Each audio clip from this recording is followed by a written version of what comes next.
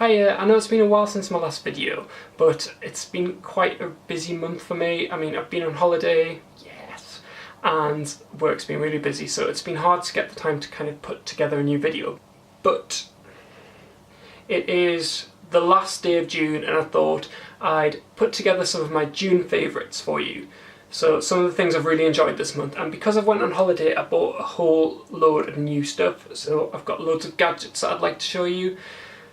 Bearing in mind I am a bit behind the times when it comes to things, and I'm always kind of last on the bandwagon, so some of these things I bet you've seen before, but I guess I just wanted to tell you how much I've enjoyed using stuff. And the first thing I bought is actually a Kindle. And I'm a huge reader, so I really don't know why I've never decided to pick a Kindle up. I kind of like the thought of reading real books and owning like physical copies of books, so I kind of was a bit scared to get a Kindle where you put everything on one thing, you never actually own a physical copy of it, and I don't know why I'm so obsessed with owning physical copies of books, but I like it, and I was always scared to get a Kindle because that kind of buying of books and putting them on a bookshelf is over. Now I've got one, I just wish I'd gotten one years ago. This is amazing. I mean, the books are like a quarter of the price of the books that are in shops, and you can get 1,000 on this Kindle. This is just the basic one, it's just like black and white. I think it can get 1,000 books on it, and I only have 2 books so far, but it has made reading an absolute pleasure. I mean, sometimes when you're on holiday especially, it's really hard to kind of get it right. The sun angle, with the sun shining, it's hard to get it right to read the book. The Kindle takes direct sunlight and you can read directly off it. I don't know what it is, it's like magic freaking ink. Every time you switch it on and off, I'm going to show you. So that's the book there, and then I switch it off and you get an awesome black and white picture. It's cool. So anyway, yeah, this has just been amazing. I got a book that was 1,000 pages long in real life, and I read it in like 3 days. It was so easy to read. It broke it up into really nice chunks on a page rather than having a whole page of text. Just made it awesome, and I wish I bought one of these sooner. I actually bought this second hand from a shop called CEX. It sounds like sex, but it's computer exchange, and it was like £45 second hand. Bargain. Love it. Okay, so the next thing new I've got this month is a new phone. And yes, it is. I've got a cover on it, so let me take it off. It is an iPhone 5C in white. And I have had my previous iPhone for 4 years. It was an iPhone 4, which I had for 4 years. Whole lot of fours there, but I was kind of reluctant to get rid of my old iPhone because I came off a contract which was £35 a month onto a SIM-only contract which was £6, and I was just really reluctant to go back to a high tariff contract, if you know what I mean. So I kind of waited 2 years before I upgraded, but my home button on my old phone completely went, and I decided it was time to upgrade. So I actually went for the 5C, which obviously is the lower end model of the new iPhone 5s. Well, new again, I'm behind the times, it's like a year and a half old, but I was so glad that I've moved to a new phone and I love it. I first moved to iPhone with the 3GS, which was kind of a rounded design and a plastic back, and this is the same. It's got like a plastic back and a round design, which is so comfortable to hold. I think it's really stylish. I don't know why I chose white. There was loads of colours to choose from. The guy on the phone just said, "Do you want white?" And I said yes. There was no real decision behind why I chose a white phone, but I love it, and it's so much better than my old one. It's fast and the home button works. Moving on to games. Now, I'm a big gamer. I'm not a crazy gamer. I'm not someone who plays loads and loads of games, but I really enjoy playing computer games. I actually have a PlayStation 3, and I have played 2 games this month. The first one was free on my PS Plus account, and it was called Payday 2. I don't know if you've played it yet, but it is awesome. You need to get it, it's so much fun. It's an online multiplayer game where you play with 3 other people and you do criminal heists. sounds sounds really bad, but it's not. You do stuff like robbing banks and killing people. This is sounding worse and worse and worse, but it is really fun. You get to work alongside a team of other people, and you can either do heists with guns blazing, killing everybody, or you can do it sneaky and rob safes and stuff. It was a load of fun. And a guy I met on there suggested that if I enjoyed Payday 2, I should get Battlefield 4. I don't know if you can see it's quite bright.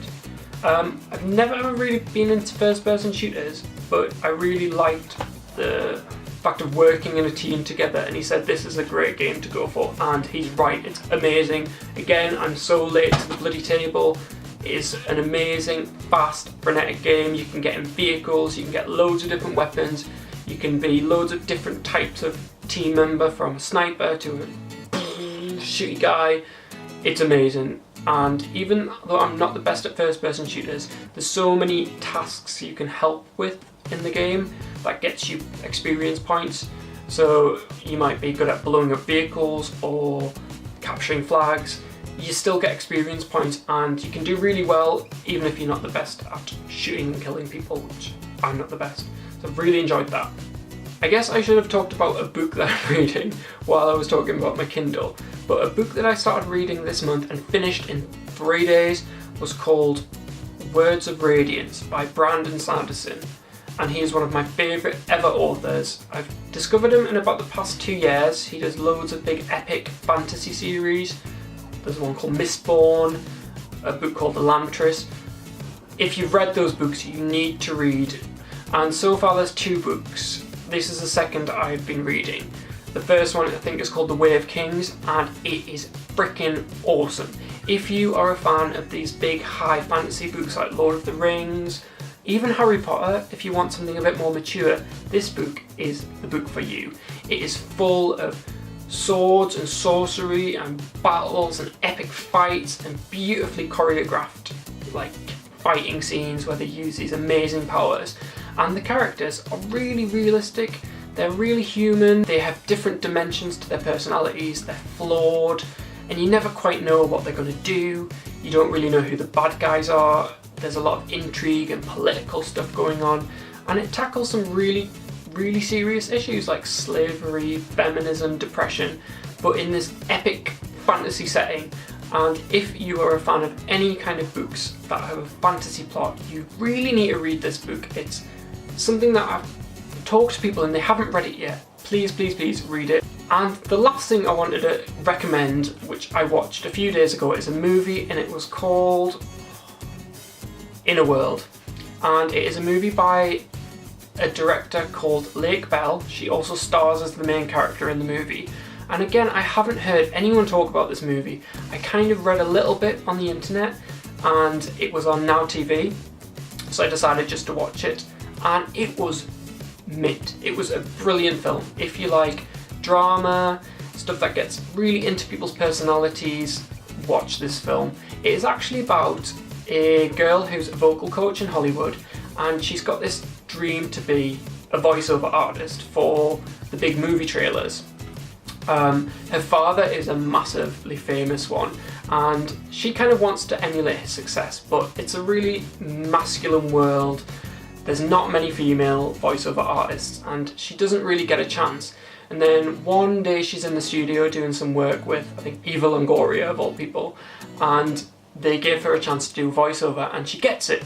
And after that it kind of snowballs, and she does really well in the voiceover world, and she starts getting bigger and bigger jobs, and then finally this big epic film comes along and they're searching for the voiceover artist, and she puts herself forward along with her father and another guy who's an up-and-coming voiceover artist, and it's kind of all about that male-dominated world. How can she break into it? And it's just a really great film. It explores her friends and her family, and they all have these intricate side stories going along. And the main character, Lake Bell, I can't remember what she's called, but she's really likeable and you really want her to do well, and she's just a character you can really get behind. I really enjoyed everything about the film. It didn't have the most huge and grand plot, but I never got bored, and I really clock watching movies sometimes, and this one I was enthralled the whole way through. I really wanted to know what was going to happen, and it ended and I was just satisfied. I was really satisfied with how it ended. There was a lot of big issues like misogyny and feminism and a woman in the male workplace, and it was really deep and thick, but she was really funny. The writing was sharp and witty, and if there's any film that I'd recommend this month, it is Inner World. And I guess that's my last recommendation of the month. But I'm really glad that you've watched the video, and I really hope to see you again soon. Bye.